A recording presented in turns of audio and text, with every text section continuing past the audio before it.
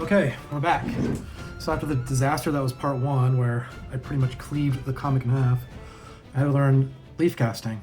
And I was fairly successful on my first attempt, which was on that Sensation Comics. Now I'm going to try to apply that here to this page, or this wrap. Before I start leaf casting, I went ahead and I did a little bit of UV light bleaching to this wrap. Just a little bit. I just wanted to make it a little bit lighter. I tried to color match the leaf casting I'm using to the wrap here, and initially I started off with this color, this pretty white color, and it actually matches the interior of the wrap pretty well, but I don't want it to match the interior, I want it to match the exterior, because I mean that's the area that people are going to see. So I had to go with a darker leaf cast, a pulp, and this is what I came up with. It doesn't really match the interior too much, although it doesn't look that bad, but it actually looks much better on the exterior. So here's the original, and as you can see, that's way too pale for the area that I need to leaf cast. So this is the result I ended up with over time. It took me a long time to actually get this color match. It doesn't really match the middle part so much here as it does further into the wrap. There's just some discoloration from where the tape had been. So I could have gotten closer to that discoloration, but I really wanted to match what the actual color of the wrap is. So it's not exact, but I think it'll work. So the next step is I'm going to need to float off the tear seals I applied, the Tengujo tear seals. And that's not going to be fun to do, but I don't necessarily have to do it, but I think if I want to get this done right, I should. So it's going to be hard to do. I did it on the Sensation Comics, and it was a bit of a pain in the butt, but I think I got most of it off. Hopefully I can do so with this without pulling up too many of the graphics or too many of the pieces. I'm hoping that if I wet down the wrap enough that it will prevent the pieces from pulling up.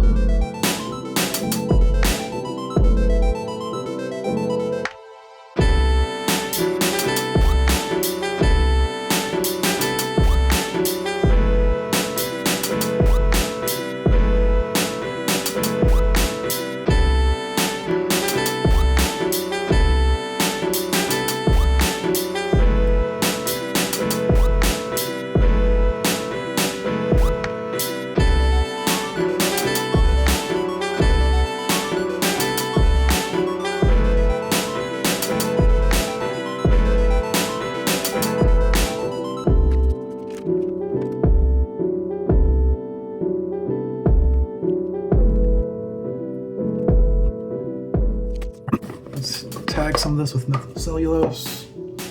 That way I get a good bond when I lay down the leaf casting pulp. I'm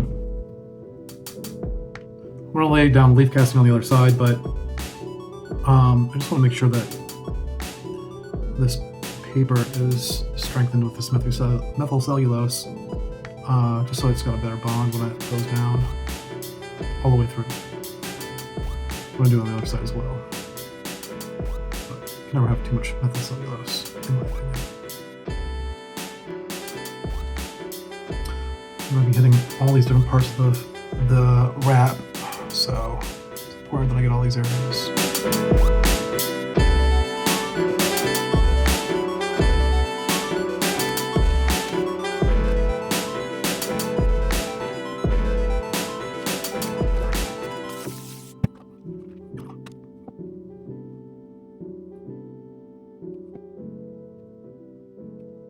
All right, phase 2, see if this works.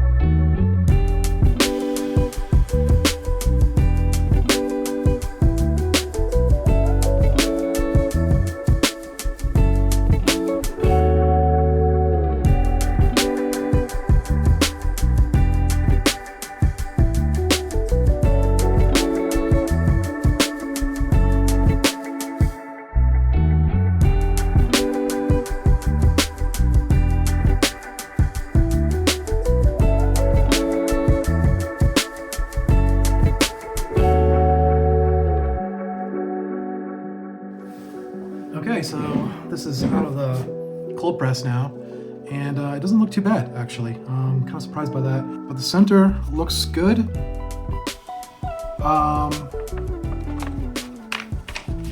looks foldable, I think. Guess I'll tell in a second here if it pops, but I mean, it looks pretty good. Here's the front of it. Oh, I'm going to have to add some tear seals here, and I'm going to have to lay this back down because it separated a little bit.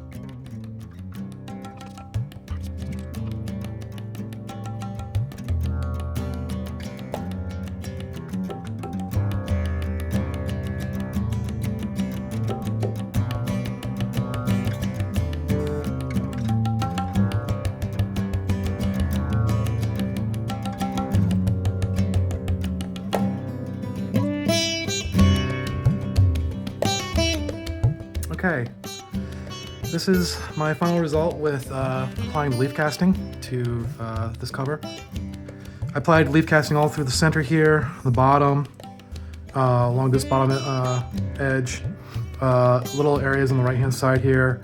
I had kind of debated whether or not I wanted to actually leaf cast, or if I just wanted to use use Tengujo to cover up the tears here, because there's just little rips on the page here. I could have used Tengujo to cover that up, but decided to go with the leaf casting after all. I leaf casted this corner here, and I leaf cast up here a little bit. I used Japanese paper to cover up this area. I used this browner looking Tengujo instead of the white stuff, just to blend in with some of the tanning that's already in the page.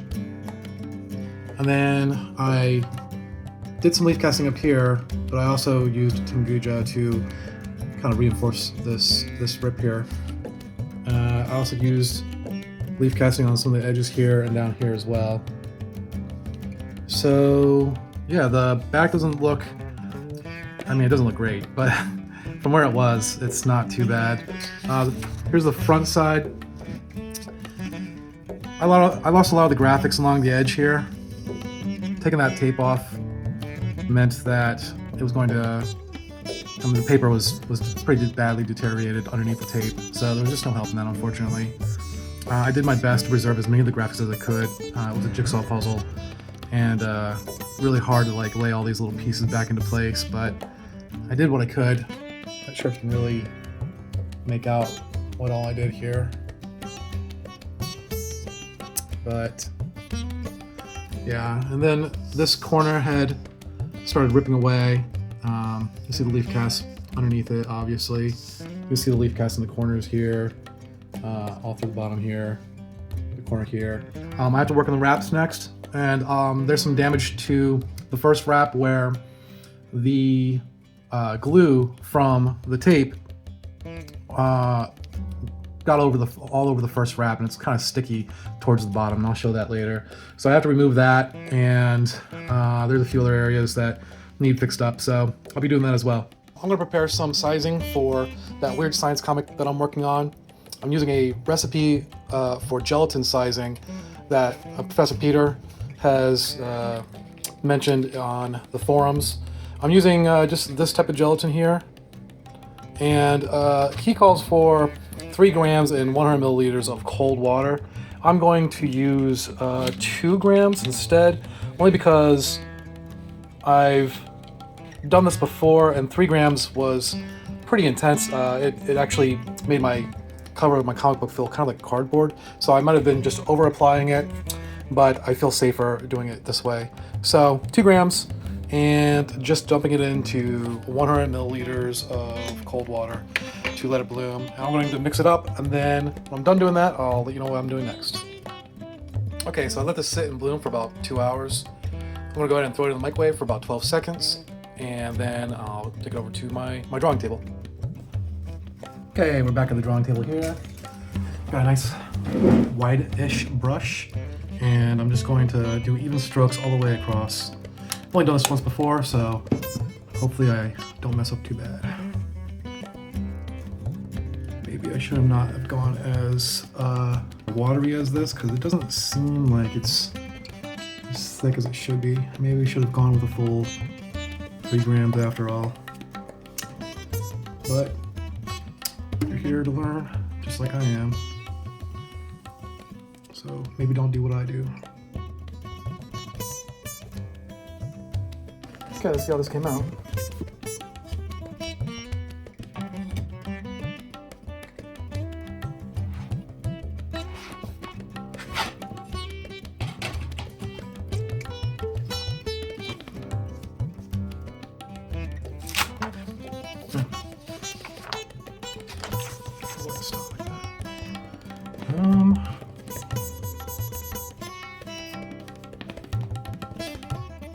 Doesn't look bad. I mean, yeah, it looks like what I expected, I think.